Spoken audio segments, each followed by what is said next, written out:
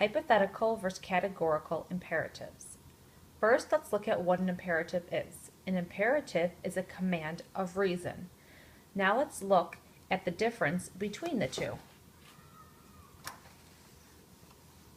Kant's theory stated that an hypothetical imperative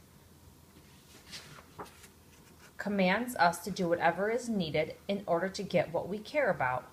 In other words, it tells us how we can achieve our goals. Or it requires us to do certain things, but only because such an action will get us what we want. In other words, do X in order to achieve X. Let's look at an example.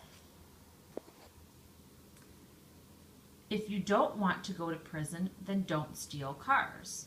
Or in other words, if you steal cars, then you go to jail. Two subcategories of hypothetical imperatives are rules of skill and counsels of prudence. Rules of skill states that there is another end other than happiness. This is when people disagree about stuff even if they want the same things. Let's look at an example. This gentleman is exercising because he wants to be healthy, not because he wants happiness. Now let's look at an example of counsels of prudence. This states that you have to have happiness as the end, something that everyone wants naturally. For example, these people are making friends, and which will make them happy. Now let's look at what a categorical imperative is.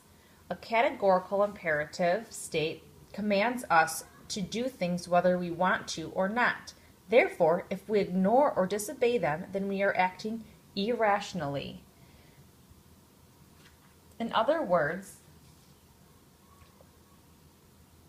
rational requirements that do not depend on what we care about.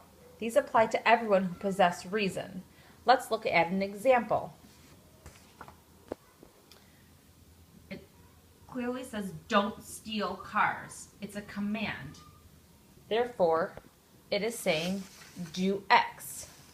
Categorical imperatives subcategorize into principle of universalizability and principle of humanity.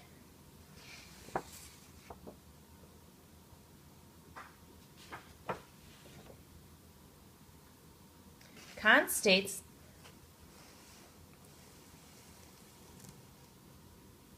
that moral duties are categorical imperatives. So morality equals these categorical imperatives. So when we act rationally, we act morally, and when we act irrationally, we act immorally.